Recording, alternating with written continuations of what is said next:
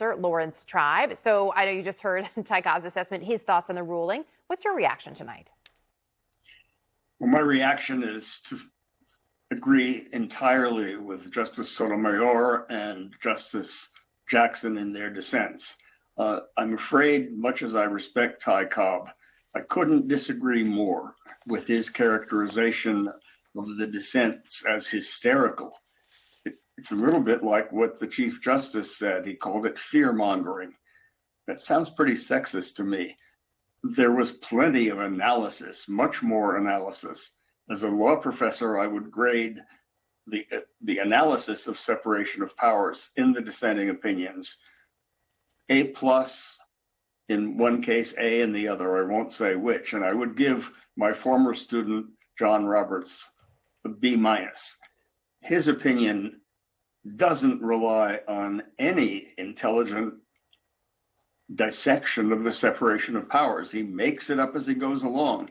He has nothing, absolutely nothing, to say about the important hypotheticals that the justices in dissent pointed out, and they weren't just hypothetical. They came up in the oral argument. The immunity that the majority granted was even greater than that which the president's lawyer, John Sawyer, asked for. To begin with, the delay itself gives the president de facto absolute immunity. More than that, the dissenters, especially Justice Jackson, pointed out that the court has it upside down, almost like the upside down flag that Alito flew, has it upside down when it says that if the president uses his official powers to commit crimes, all crimes apparently, including murder, then he gets either absolute immunity if the power is at the absolute core, or presumptive immunity, which is a vague notion, if the immunity is for an official act. But as the justice pointed out, Justice Jackson, it's all the worse if the president uses powers available only to him to commit crimes. The court never explains why it has turned things upside down that way.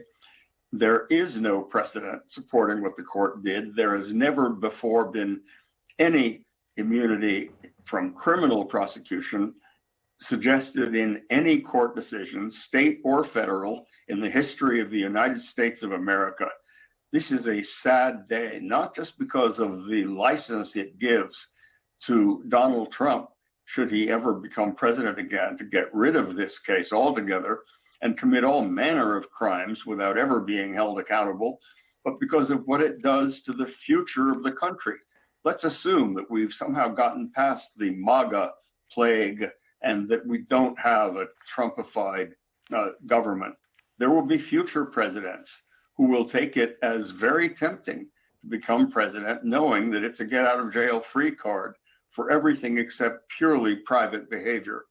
And even there, when many of us believed, and as a former professor of evidence as well as constitutional law, when I was confident that you could at least use evidence of official acts, even though you might not be able to prosecute for them, you could use that evidence to show a pattern and to show the motive of the wrongdoer. Here, the court says you can't look at motive. It doesn't matter if the former president is trying to benefit himself rather than the country. And that is only Justice Barrett disagreed with the men on the court when she said that at least the evidence should be used. Exactly. So this is a disastrous decision. Evidence certainly coming up a lot. I'd love